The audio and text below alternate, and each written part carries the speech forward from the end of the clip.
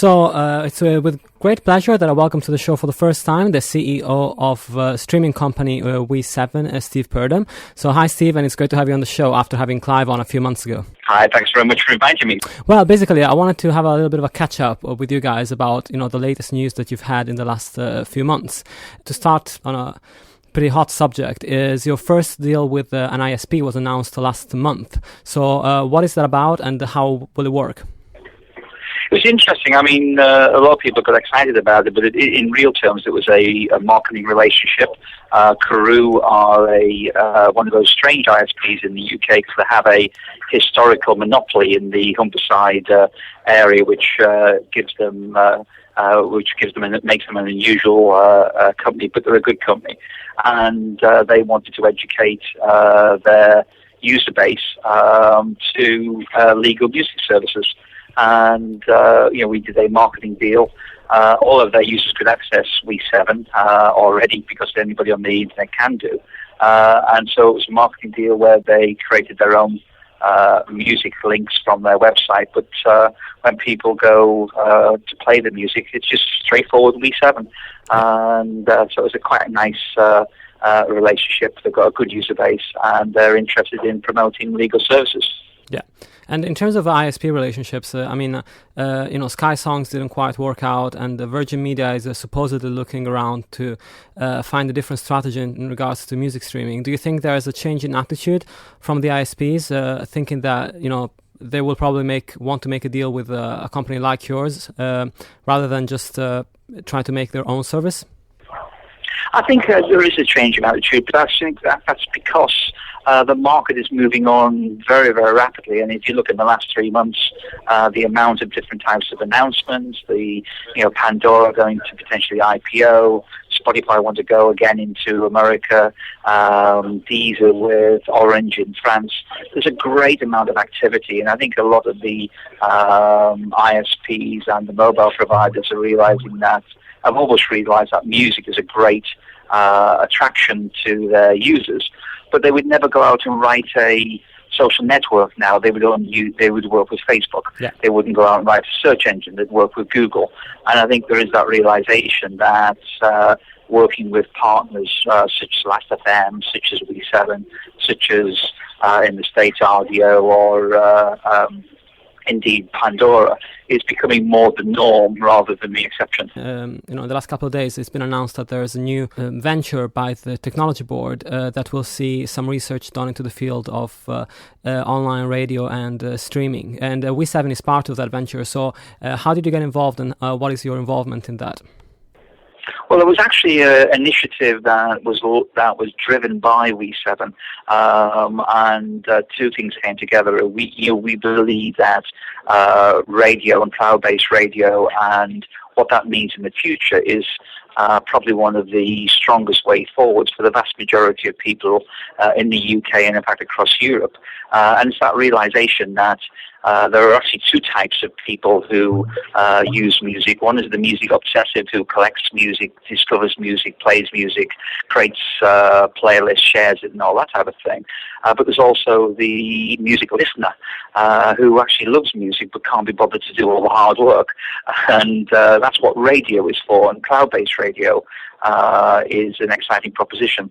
At the same time, the government are very keen, even in this environment, to actually support innovation and to support innovation, especially in creative fields. And so the TSB grants was a particular idea which says if you can come up with a innovative idea in the area of creativity, in the area of actually bringing multiple parties together, then they would consider actually supporting that. And that's what the TSB Innovation Grant is all about. We pushed it forward with We7 and got other parties like Something Else, like Yahoo, and various other parties to get involved. IAB, for example, to look at how we can innovate in this in the cloud-based radio going forward. Yeah. And in terms of your core service, which is the free streaming plus the subscription service, a lot of has been written about the latest regulations by Apple in terms of iOS devices that will have to allow for people to subscribe straight from the app from the end of I think May or June. So what do you guys make of it? Have you had any more clarifications about this particular subject? It seems to be quite muddy at the moment. Or do you know just as much as everybody else, pretty much? Yes, we know as much as anybody else, which is nothing really. Yeah. If you look at it, the same Apple tax as is now becoming known is, at some levels it actually makes sense. I mean, if you are using a service in an ecosystem like Apple provides, why shouldn't they get a cut of that? Sure. I think they probably got a little bit bored with a lot of the activities that were going around on a global basis, and basically have put a very strong stake in the ground saying, hey guys, we're here, here's 30%, now let's talk about all of this. The problem with music services, or in fact a lot of services where you're talking about licensed content, there's very little margin within it, so taking 30% out means that they become economically unviable in the current form. And I think that's probably the thing that, although a lot of people have thrown their toys out of the pram and got really upset about things like that, if you take a step back, it's just yet another development in the ongoing evolution of what is becoming the digital content world. And what I think we will find is that new models will evolve, new economic deliveries will evolve, and we'll look back on this in 5 years' time and wonder what all the noise was about. Yeah, definitely. And finally, I wanted to ask you about what you're gonna introduce on Monday, which is gonna be an exciting new service for you guys. And it's all related to sort of cloud music and online radio. So how is it gonna work? Yes, I mean, we think, mobile and music goes together like strawberry and cream, and obviously the new Android developments on the new Android phones, is the fact that they're actually sub £50 brings smartphones into the world of the pay-as-you-go world, as well as the monthly tariffs. But where vinyl records got replaced by CDs, and CDs got replaced by downloads, and downloads are now being replaced by streaming. The problem with streaming on mobiles is the connection is unreliable, or you might not have a data tariff that actually that will allow you to get access to your music. And what we want to do, all of us want to do, is to be able to make sure that there are legal services on the mobile phone, so people don't start with building up the habit of using music illegally on mobile phones. And that was the problem in the original internet acceptance. So what we're looking at doing is to actually bring out a mobile app, first on Android and then on iPhone, which is a free app which allows you to build personal radio stations, very much similar to people like Pandora in the States, based upon an artist that you love, and build it dynamically. Also, we introduced editorial-based stations, so you can actually, if you're not sure what you want, there's something there to choose. And then we link that together with the ability to delay the broadcast. So if the connection is not going to be available, then you can still listen to the music. So it could play in the tube, it can play on a plane, it can play when you're walking down Tottenham Court Road, it can play when you're potholing. So it's very much a radio. So you have no control over the songs that get played or when you can play them. Yeah. But additionally, if you suddenly want that control, then the same application for £10 a month can be upgraded to the premium online jukebox. And as if by magic, you can now choose the songs, play the songs, choose the albums, and build your playlist. So we're trying to match the difference of the music listener and the music obsessives, and actually give them a single app that can do both. So that sounds like an fantastic new service on sort of a Pandora-style radio service that hasn't been launched yet in Europe. So does that tie in with the We7 service, or is it going to be a completely separate new venture for you guys? No, it ties exactly into the We7 service. I mean, we announced in November that we were moving much more into an internet radio plus environment where rather than a jukebox or a CD replacement environment. Yeah. Because again, as I said, the 51 million people in the UK listen to their music via radio. They are coming across into the internet.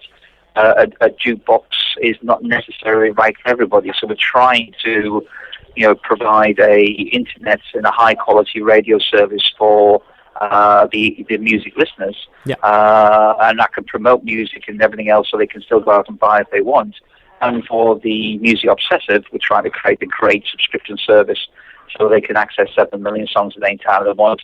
So it's trying to get the best of both worlds, realizing that a group of people won't pay and a group of people will pay, and you can actually monetize both of those.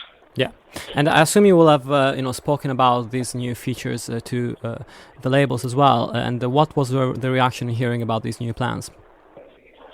I mean, the transition to radio from the on-demand, there's been a big concern over whether ad-funded services could actually support the amount of revenue expectations for on-demand services. And I think at this moment in time, it's proven that that's probably not something that is viable based upon how much advertisers will pay and how much is expected for on-demand. Sure. So what is happening is that the ad-funded, like commercial radio, is moving much more to a radio environment.